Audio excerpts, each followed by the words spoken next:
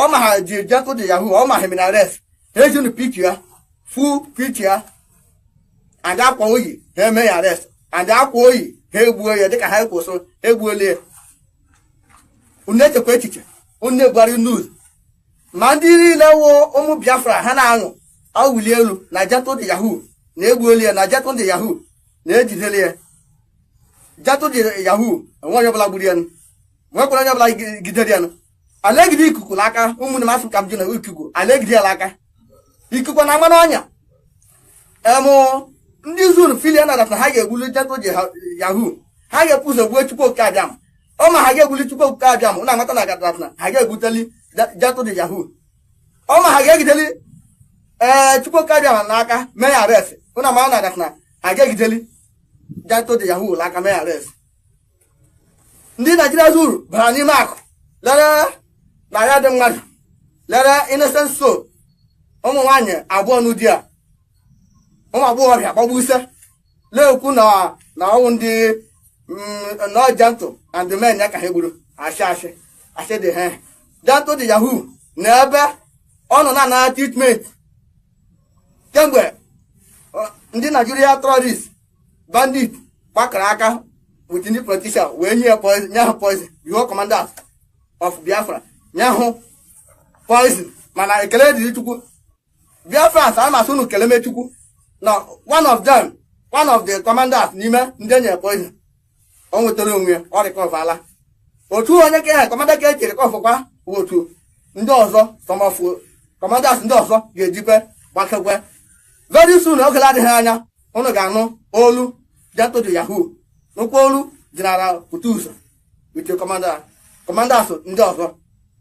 Unu mata ndị niile ha chịrị ọchị, ndị niile ha ṅụọ ọṅụ wụ enemies of Biafra. Biafra must go. Ọwa aha m Biafra must go. Eji m ohere na ala agwa unu asụlụ ụbọchị nta ka a chụọ na Owerri nchi udo dịrị unu. Jet ya bịala reinforcement agbala ha wetin no good. Dey see am taa men dey.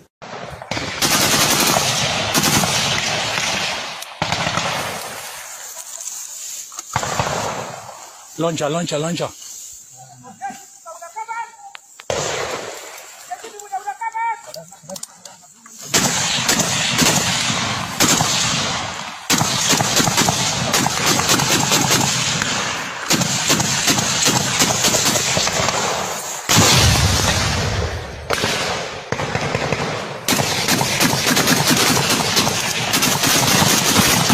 No.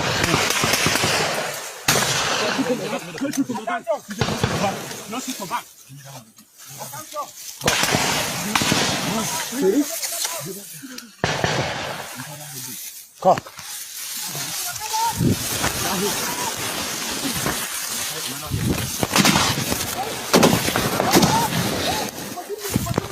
They go back. No, you don't go back.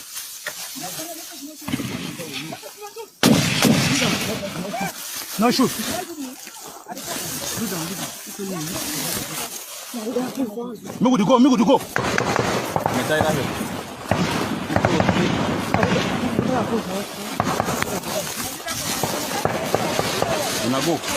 Go back.